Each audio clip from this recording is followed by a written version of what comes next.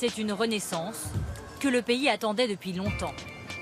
Après plusieurs années de crise, les industries historiques portugaises s'offrent une nouvelle jeunesse.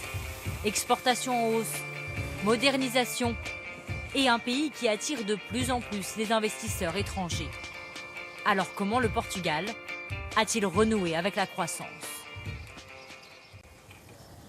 Au nord du pays, la région industrielle de Guimarães. Textiles, chaussures, ici les entreprises ont su sortir de la crise. Leur secret, s'adapter très rapidement au nouveau marché. Dans cette usine de chaussures, fini les grandes productions à bas prix. Confronté à la concurrence asiatique, le patron mise aujourd'hui sur de petites séries moyennes et haut de gamme qu'il peut livrer en 24 heures grâce à de nouvelles machines.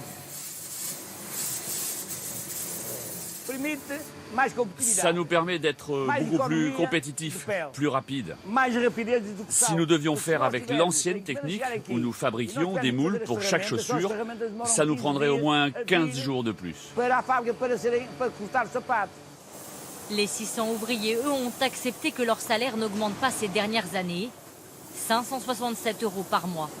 Un sacrifice qu'ils ne regrettent pas. Ces chaussures, il y a 20 ans, c'était impensable de réussir à les fabriquer. Aujourd'hui, on est très fiers de tout ce qu'on produit. Innover pour conquérir de nouveaux marchés, la technique a porté ses fruits. Aujourd'hui, le patron augmente chaque année ses exportations de 8%. Ça, c'est les commandes pour la France, pour l'Irlande. Ici, c'est le Canada et Taïwan. Et le textile n'est pas le seul secteur à avoir relevé la tête. L'agriculture aussi a fait sa révolution. Priorité aux productions les plus rentables, comme l'huile d'olive. Il y a 7 ans, ce terrain était vierge. Aujourd'hui, c'est la plus grosse exploitation du pays. Ici, nous sommes dans une oliveraie super intensive. Les arbres sont collés les uns aux autres. Cela permet d'avoir sur un hectare 2000 oliviers. Et on a même installé un système d'eau au goutte à goutte. Dans ces cuves, plus de production, mais surtout de meilleure qualité pour concurrencer les huiles italiennes ou espagnoles.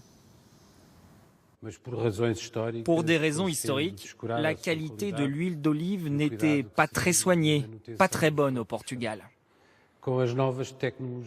Avec les nouvelles technologies, on arrive à produire ce magnifique or liquide.